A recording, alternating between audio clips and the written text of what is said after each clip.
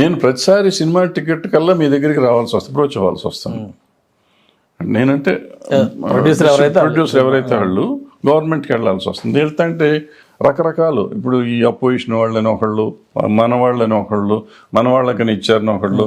ఇప్పుడు హరిహర వీరమల్లు ఉంది for example, అది పవన్ కళ్యాణ్ గారు అయితే ఇవ్వాలా, అది భరద్వాజ్ అయితే ఇచ్చేవారు కాదు కదా. ఇవన్నీ ఏదో సొల్లు. హరిహర వీరమల్లు సినిమా రిలీజ్ గురించే అసలు ఈ గొడవంతా స్టార్ట్ అయింది. ఆ సినిమాకి సంబంధించి షేర్ కావాలని ఈ డిస్ట్రిబ్యూటర్స్ ఎవరైతే ఉన్నారో, థియేటర్స్ అన్ని మా కంట్రోల్లో ఉన్నాయి అనుకున్న వాళ్ళు ఎవరైతే ఉన్నారో, వీళ్ళందరూ ఆ షేర్ విషయంలోనే డిస్ప్యూట్ స్టార్ట్ అయింది. అక్కడ నుంచి బ్యాన్ దాకా వెళ్ళారు వీళ్ళు, మీన్స్ బంద్ దాకా వెళ్ళారు. ఫస్ట్ ఇందాక చెప్పినట్టు అంత మగోళ్ళు లేరు సార్, అంత ధైర్యం ఉన్నవాడే లేడు.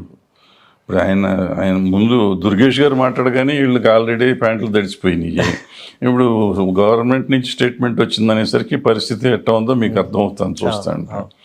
సో అంత జరిగే సీన్ ఉండదు. హరిహర వీరమల్లు అంటారా, రకరకాల సమస్యలు ఉండుంటాయి, వేరే సమస్యలు, దానికి దీనికి సంబంధం ఉండదు. బట్ ఇప్పుడు హరిహర వీరమల్లుకి మాత్రం మంచి జరిగింది. సో అన్ని విధాలుగా అక్కడ ఒక అడ్వాంటేజ్ వచ్చింది అనుకోవాలి. మంచి జరిగింది. డెఫినెట్గా సినిమా బాగా ఆడాలి, ఆడుతుంది కూడా.